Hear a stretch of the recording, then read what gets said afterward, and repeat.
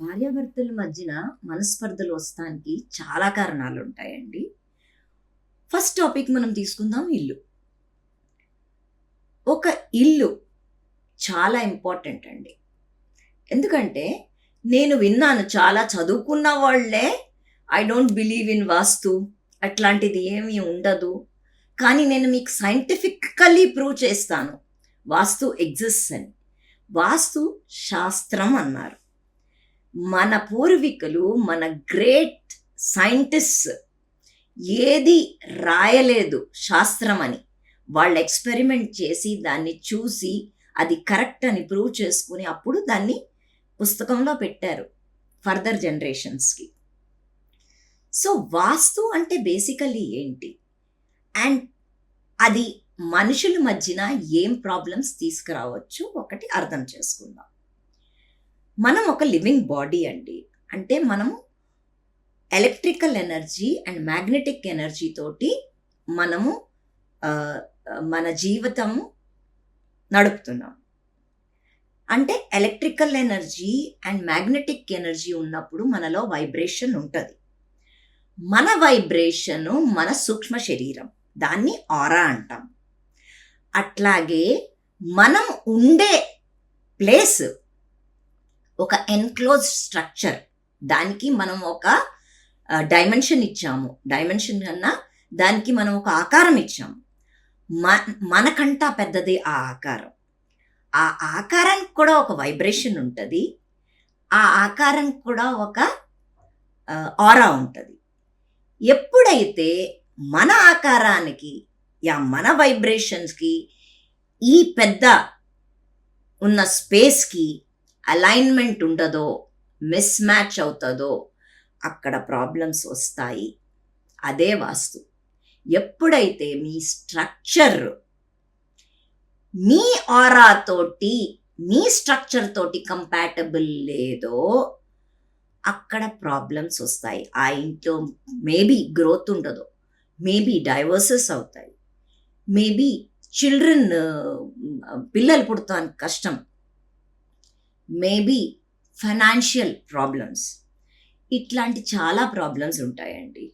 So ఇల్లు ఒకవేళ మనం తీసుకుంటే భూమి తత్వం ఎస్పెషల్లీ అక్కడ సరిగ్గా డిస్టర్బ్డ్ ఉంటే, ఏ శ్మశానం మీదో ఇల్లు కట్టారు, లేకపోతే ఇదివరకు మన పంట భూమి ఉండేది చూసారా, అక్కడ పెద్దల్ని తీసుకెళ్ళి అక్కడే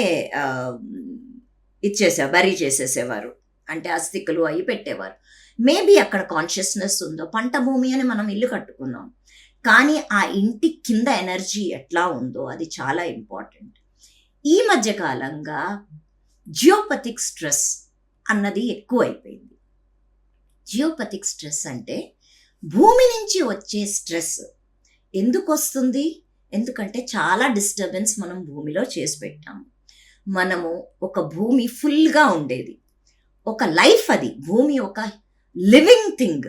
దానిలోంచి భూగర్భ జలం తీసేస్తున్నాము, తర్వాత ఖనిజాలు తీసేసాము. అది ఎలా ఉండేదో దాన్ని అలా ఉండనివ్వకుండా మనం తీసుకొని యూస్ చేసుకుంటున్నాం. ఓకే, మన గ్రోత్ కోసం, మన ప్రాస్పారిటీ కోసం మనం యూస్ చేసుకుంటున్నాం. కానీ భూమాతకి ఏమవుతుందండి? ఇంబ్యాలెన్స్ క్రియేట్ అయింది. చాలా చాలా ఇంబ్యాలెన్స్ క్రియేట్ అయిన వల్ల అది ఏం చేస్తుందంటే భూమి అప్పుడు లోపల నుంచి స్ట్రెస్ బయటికి తీసేస్తుంది. తీస్తుంటే అంటే అవి ఒక lines, stress lines, high frequency lines కింద బయటికి వస్తున్నాయి. ఆ లైన్స్ మన వైబ్రేషన్ తోటి చాలా మిస్ మ్యాచ్ చేస్తున్నాయండి. అయితే మన బ్రెయిన్ ఫ్రీక్వెన్సీ అల్ఫా ఫ్రీక్వెన్సీలో ఉన్నప్పుడు చాలా నెమ్మదిగా, నిశ్శబ్దంగా, క్లారిటీ తోటి, ఒక విట్నెసింగ్ భావంతో మనము ఒక సాధుత్వంతో బ్రతకగలం. కానీ ఈ ఎక్స్టర్నల్ ఫ్రీక్వెన్సీస్ మన ఏం చేస్తున్నాయి అంటే డిస్టర్బ్ చేస్తున్నాయి. మనం ఒక వైబ్రేషన్ బాడీ. రోజు పొద్దున్నుంచి సాయంకాలం వరకు ఎంత వైబ్రేషన్స్కి మనం ఎక్స్పోజ్ అవుతామండి. మన చేతిలో ఒక ఫోన్ ఉంటుంది, మన బాడీ ఎక్స్టెండెడ్ బాడీ అది. మన ఏసీస్ కంటిన్యూస్, మన వాటర్ పంప్ కంటిన్యూస్ వైబ్రేషన్లో ఉంటుంది.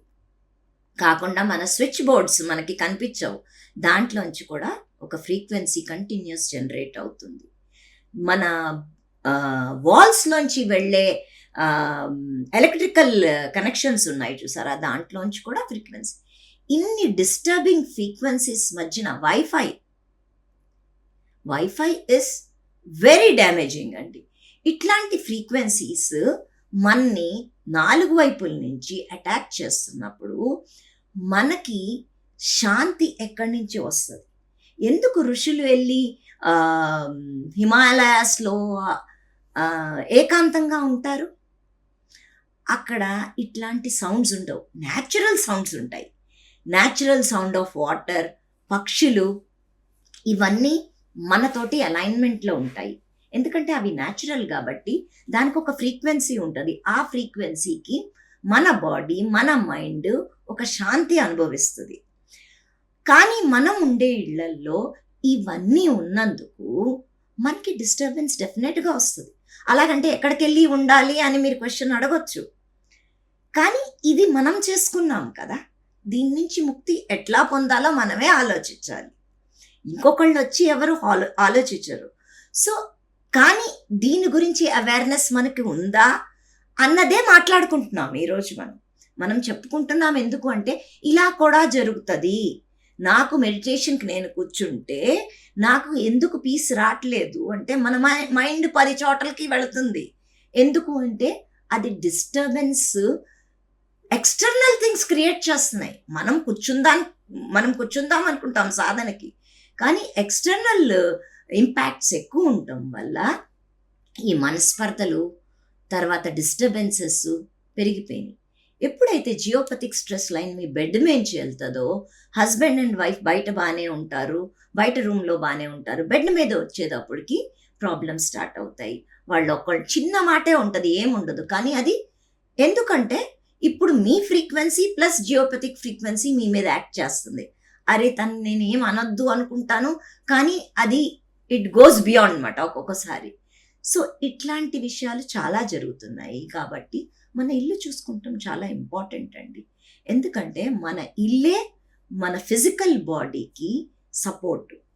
సో ఆ ఎనర్జీస్ని మనం చూసుకొని ఎప్పుడైతే మనము లైఫ్ని అకార్డింగ్లీ లివ్ చేస్తామో మన శాస్త్రాల ప్రకారంగా, అప్పుడు మనం చాలా హ్యాపీగా ఉంటాం. Thank you.